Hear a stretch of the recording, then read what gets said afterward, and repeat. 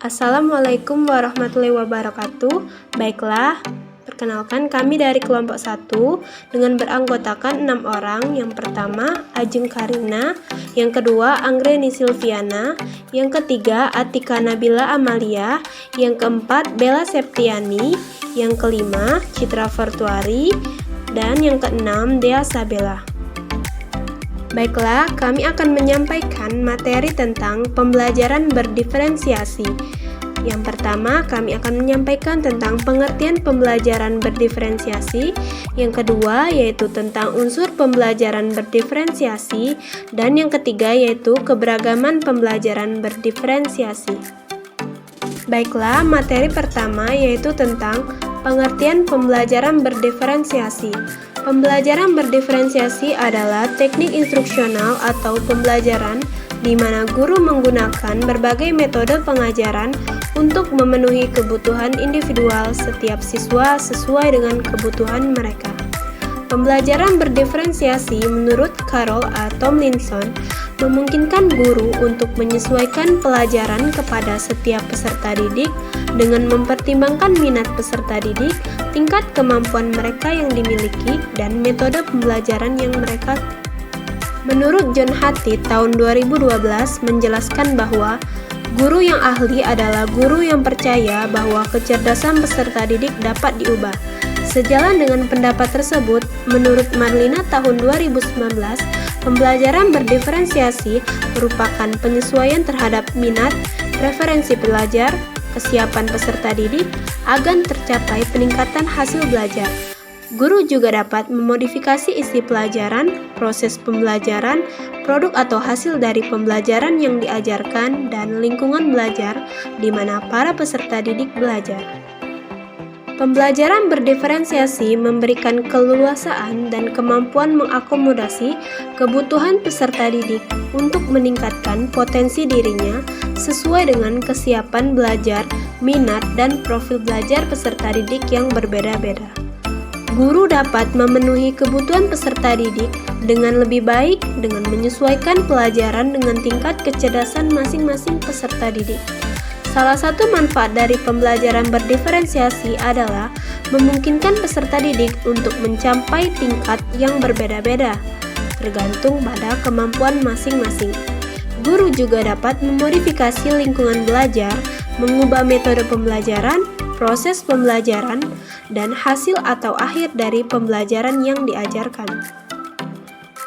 Unsur pembelajaran berdiferensiasi. Yang pertama yaitu konten atau isi. Guru melakukan modifikasi yang berkaitan dengan apa yang akan dipelajari peserta didik di dalam kelas.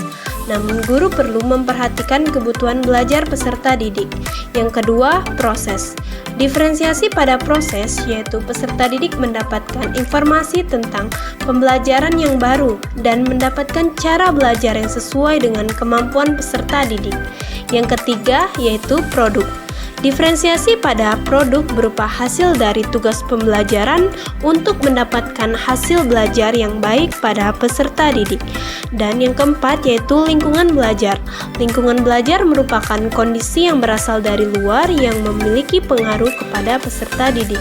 Lingkungan belajar yang kondusif dan nyaman dapat membuat peserta didik menjadi lebih fokus. Keragaman anak di kelas dengan pembelajaran berdiferensiasi. Keragaman intelijensi. Intelijensi adalah keahlian untuk memecahkan masalah dan kemampuan untuk beradaptasi, serta belajar dari pengalaman hidup sehari-hari. Gardner menemukan 8 macam kecerdasan jamak, yakni 1. Kecerdasan verbal linguistik, 2. Logis matematis, 3. Visual spasial, 4.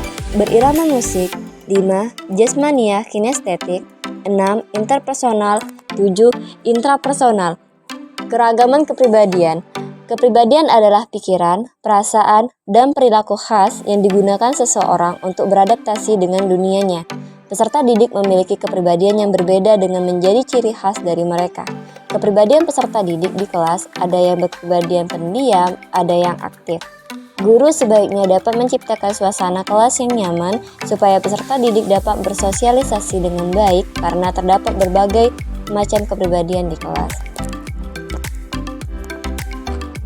Keragaman anak di kelas dengan pembelajaran berdiferensiasi. Keragaman minat dan bakat. 1. Peserta didik di kelas memiliki keragaman minat. Misalnya, peserta didik memiliki minat pada olahraga, sains, seni, matematika, dan lain-lain. Minat peserta didik selalu berbeda-beda, sehingga guru harus mampu menjaga minat peserta didik agar dapat mencapai hasil yang tinggi. Guru juga perlu mengetahui bakat peserta didik sedini mungkin, karena guru dapat membantu mengembangkan bakat peserta didik. Bakat adalah kemampuan bawaan yang merupakan potensi yang masih perlu dikembangkan dan dilatih. Bakat yang dimiliki peserta didik tentu berbeda, misalnya keragaman gaya belajar. Peserta didik memiliki perbedaan gaya belajar. Gaya belajar merupakan cara yang dilakukan untuk memperoleh pengetahuan dalam proses pembelajaran. Gaya belajar individu dibagi menjadi 3 tipe, yaitu 1. Gaya belajar visual atau melalui penglihatan. 2.